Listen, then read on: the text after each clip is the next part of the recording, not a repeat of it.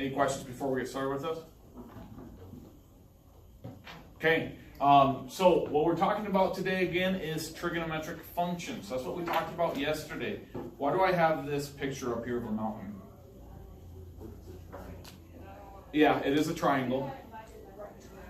It's a right triangle. So they specifically make it a right triangle. Do you think anybody can just go up to the top of the Everest mountain and just put like a measuring tool there to see how tall it is? No. What do you guys think they use for that?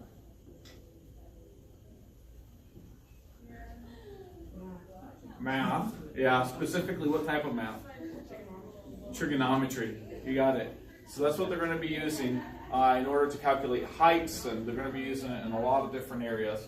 So this is just one of the areas that you'd be using trig at. Alright, so let's look at what we did yesterday. So I know a few of you guys weren't here yesterday, so this will be good.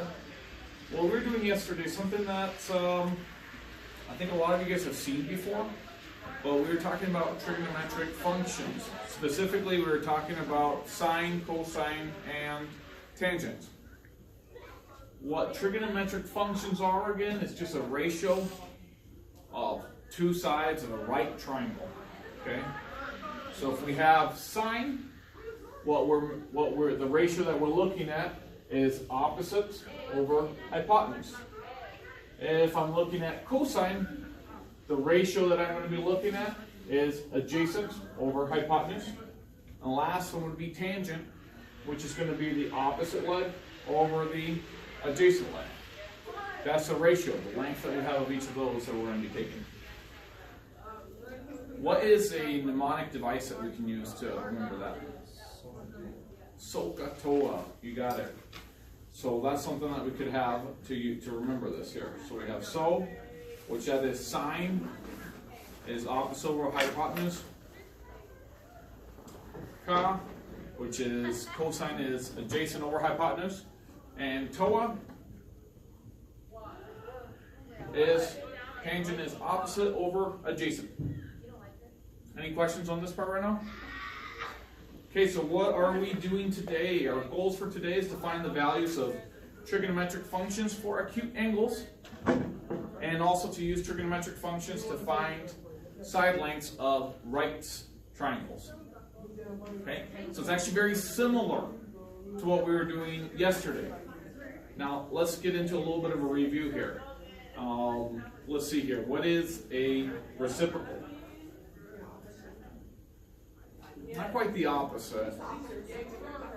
So what do you do? How do we find the reciprocal? So if I'm looking for like the reciprocal of 2/3, flip it over, right? So the reciprocal of 2/3 would be 3/2. Yeah. And what would be the reciprocal of 5?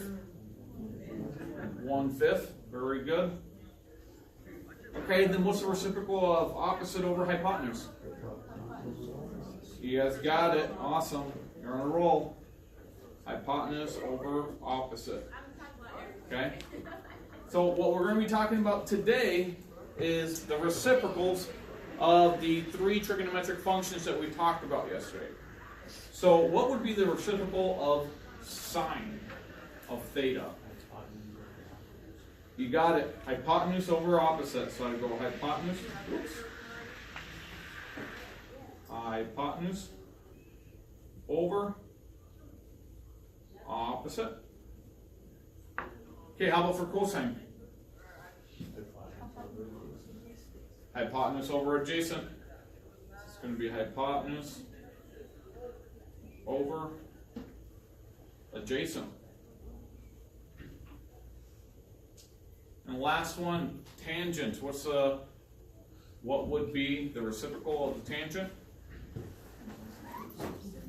Adjacent over opposite. Adjacent over opposite. Okay? So these 3 reciprocals have a name. These names are cosecant. So that's the abbreviation that we use for cosecant. So the cosecant of theta, remember theta again is just angle, an acute angle that we're talking about. is hypotenuse over opposite, or cosecant of theta is just 1 over sine of theta. Secant is hypotenuse over, okay, it's a hypotenuse over the, what's that? Adjacent. Adjacent, thank you. I kind of slipped up there for a second. Secant is a hypotenuse over the adjacent. So the secant is also 1 over cosine. And then the last one is cotangent, which is adjacent over of opposites. So that would be 1 over tangent. Okay, any questions on these ones right now? So let's go ahead and go into a problem here real quick. So first thing that we want to be able to find is what the opposites, the hypotenuse, and the adjacents are. So what is the opposites to our angle theta? 12. So I write down 12. What is the hypotenuse? 13. And how could I find the adjacent? Yeah, you got it. Pythagorean theorem. So what are we going to do? We're going to have 12 squared. If I'm looking this right here for x, plus x squared is equal to 13 squared. So you'd have 144 plus x squared is equal to 169.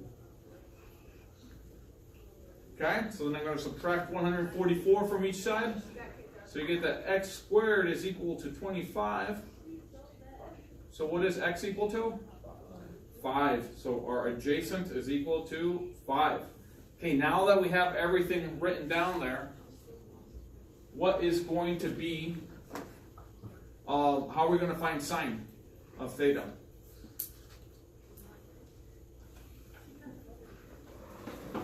Opposite.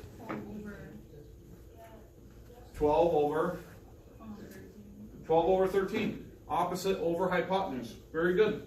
So it's going to be opposite, which is 12, over hypotenuse, which is 13. Okay, how about for cosine? 5 over 13. 5 over 13. Adjacents over hypotenuse. Tangents. 12 over 5. What's that? 12 over 5. 12 over 5. You got it.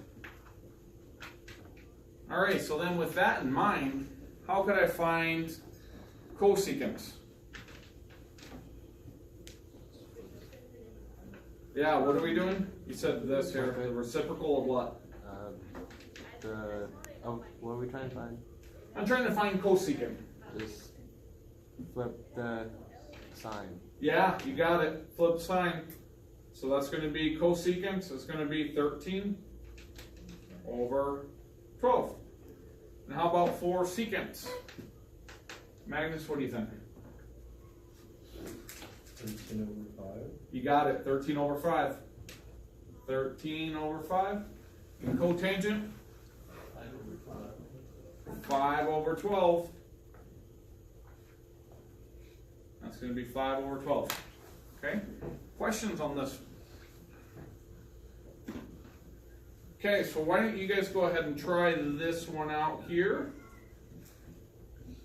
Go ahead and try that out on a piece of paper.